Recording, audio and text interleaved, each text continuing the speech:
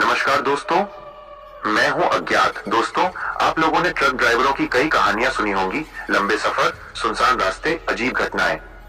लेकिन आज की कहानी कुछ अलग है, क्योंकि ये कहानी है पंजाब के गुरदासपुर के रहने वाले एक ट्रक ड्राइवर हरजीत सिंह की।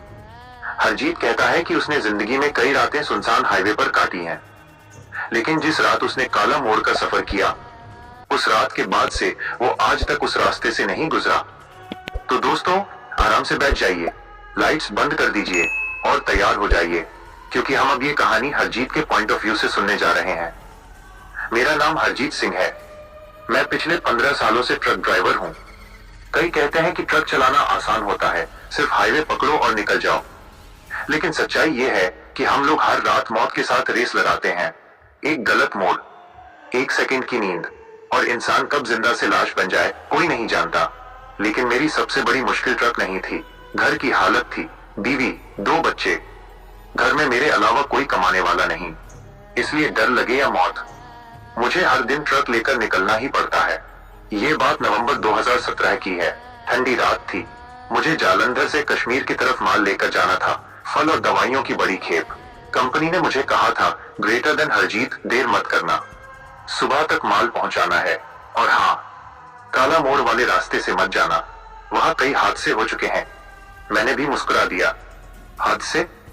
अरे हादसे तो हर जगह होते हैं, लेकिन मुझे क्या पता था, वो एक चेतावनी नहीं, मेरी मौत का बुलावा था। रात करीब 12 बजे मैं आगे बढ़ रहा था कि एक दूसरा ड्राइवर मिला, सरबजीत।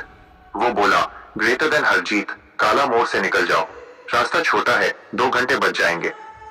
मैंने कहा, सुना है वहां हादसे होते हैं। वो हंसा। उसकी हंसी आज भी मेरे कानों में गूंजती है। ग्रेटर देन हादसे? ओ ए पागल, वो भूत प्रेत की अफवाहें हैं, तू जा, कुछ नहीं होगा। उसकी बातों में आकर मैं काला मोड़ की तरफ मुड़ गया, और 2 किलोमीटर अंदर जाते ही रात अचानक बहुत ज्यादा शांत हो गई। इतनी शांत कि मेरे ट्रक का इंजन भी जैसे फुसफुसा रहा था। करीब 12:40 बजे मैंने ब्रेक दबाए, क्योंकि सड़क के बीच एक आदमी खड़ा था, सफेद कुर्ता, काली पगड़ी और सिर झुका हुआ। मैंने हॉर्न मारा, पर उसने 1 इंच भी हिलना मंजूर नहीं किया। मैंने कांच नीचे करके चिल्लाया, ओए बाजी, हट जा, रात का टाइम है। कोई आवाज नहीं। मैं तंग आ गया। टॉर्च उठाई, ट्रक से उतरा, और जैसे ही रोशनी उसके चेहरे पर डाली, उसका चेहरा था ही नहीं, जैसे किसी ने पूरा चेहरा मिटा दिया हो। सिर्फ चिटकती सफेदी, बिना आंखों, बिना नाक, बिना मुंह के। मेरा दिल जैसे जम गया। मैं डर के मारे पीछे हटने लगा। तभी धीरे धीरे वो मेरी तरफ मुड़ने लगा। उसकी गर्दन एक अजीब टूटती आवाज के साथ घूमी, ट्रक, और फिर उसने बिना आंखों के सीधे मेरी तरफ देखा। मेरा पूरा शरीर कांप रहा था। मैं पीछे मुड़ा और भागकर ट्रक में बैठा, गाड़ी स्टार्ट की और पूरा एक्सीलरेटर दबा दिया। लेकिन हाँ, यकीन कीजिए, वो आदमी मेरे ट्रक की रफ्तार के बराबर दौड़ने लगा। मैं 40, 50, 60, पर वो उतनी ही स्पीड से।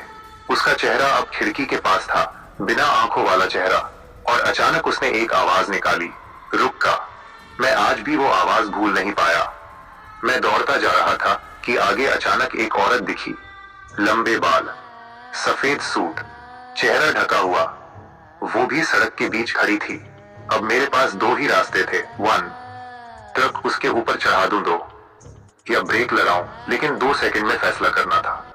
मैंने ब्रेक मारे, और जैसे ही ट्रक रुका, वो औरत सीधे मेरे ट्रक की बोनेट पर चढ़ गई। उसने मेरे शीशे पर मुट्ठी से जोर जोर से मारना शुरू किया। दरवाजा खोलो। उसकी आवाज इंसान की नहीं थी, जैसे कोई जानवर चिल्ला रहा हो। मुझे याद है, मैंने जैसे तैसे ट्रक को रिवर्स किया, एक मोड़ काटा, फिर दूसरा, और अचानक मेरी आंखों के सामने अंधेरा छा गया। मैं बेहोश हो गया। मेरी आंख सुबह 6 बजे खुली। मैं ट्रक में था, लेकिन ट्रक सड़क से नीचे एक खेत में फंसा हुआ था। कुछ लोग पास खड़े थे। उनमें से एक बोला, शुक्र है जिंदे बच गए। कल रात तू काला मोड़ में क्यों गया? मैंने कांपती आवाज में कहा। वहां वो ये सर की असली वो औरत। उन्होंने एक दूसरे को देखा। फिर एक बुजुर्ग बोले, बेटा, उस मोड़ पर 12 साल पहले एक हादसा हुआ था। ट्रक ने एक आदमी और उसकी बीवी को कुचल दिया था। तब से आधी रात को वही दोनों सड़क पर दिखाई देते हैं।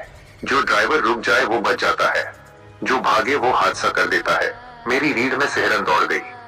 आज 7 साल हो चुके हैं। मैं आज तक उस रास्ते से नहीं गया और रात के 12 बजे के बाद ट्रक चलाना मैंने लगभग बंद कर दिया है। लोग कहते हैं भूत प्रेत कुछ नहीं होते, लेकिन मैं जानता हूं कि कुछ रास्तों पर मरे हुए लोग भी सफर करते हैं और काला मोड़ उनका इलाका है।